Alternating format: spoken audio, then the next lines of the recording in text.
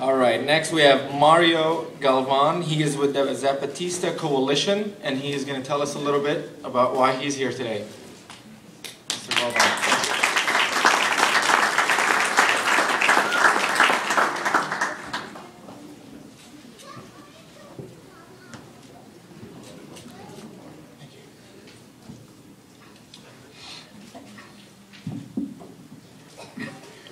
I appreciate very much the opportunity to speak here today in support and in solidarity with the struggle of the Palestinian people.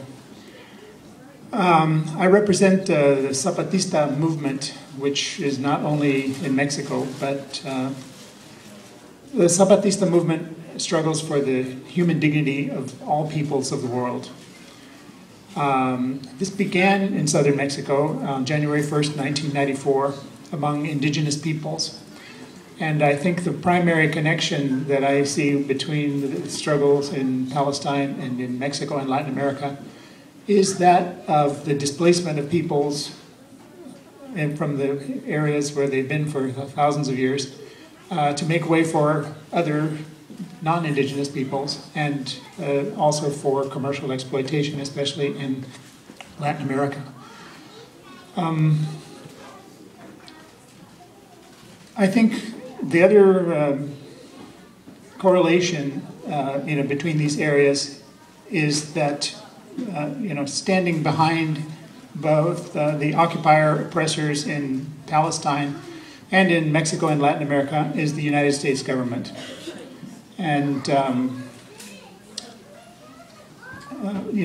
in both cases, we see billions and millions of dollars flowing in military aid to support these governments that are suppressing the rights and the dignity of the peoples, Palestine, Mexico, Latin America, and around the world.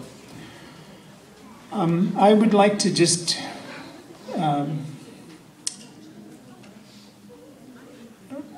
point out, that when we protest, when we write letters to Congress and so on, we're appealing to a system that we have been taught is democratic and, the government of the people, by the people, and for the people. But I think one of the realities we have to face is the fact that that is really no longer true about the United States of America.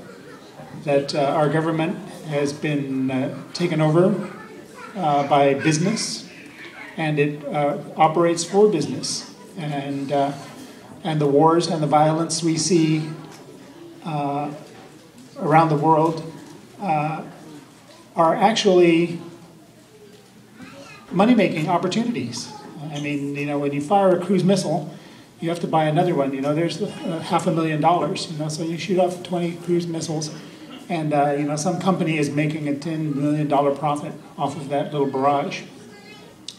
So the Zapatista movement in Mexico has pointed out an option, and I believe that one of the most important things we can do to address the injustices against which we're struggling around the world is to face the fact that our governmental apparatus, whether we are talking about the Republicans or the Democrats, that our political apparatus is no longer serving us. It's serving corporate wealth, it's serving business.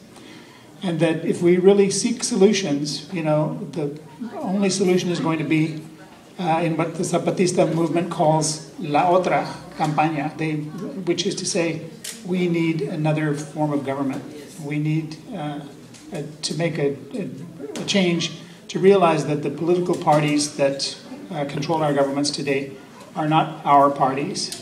So I personally, and I don't have the authorization of the Zapatistas to say so, but what they've done in Mexico is they've asked people to abandon the political parties. And there's no answer. One of the criticisms that people have of the Zapatistas is, unfortunately, people are often lazy and they want to be told, so what's the answer? Well, we have to create the answer. If we really believe in democracy, we have to open a public space where this can be discussed and create that alternative. Otherwise, I think we're going to be doomed to an increasing militarization. I think you all know the scale of the horror that's going on in Mexico, where 40,000 people have been killed in the last 5 or 6 years in the so-called drug wars that are going on, and the scale of violence, as people were talking here about in Palestine, is now happening in Mexico with murders, kidnappings, just an incredible wave of violence going on. And again, one wonders why the United States government continues to support both the governments of Mexico and Israel, in spite of the violence and total disregard for human rights that's going on there.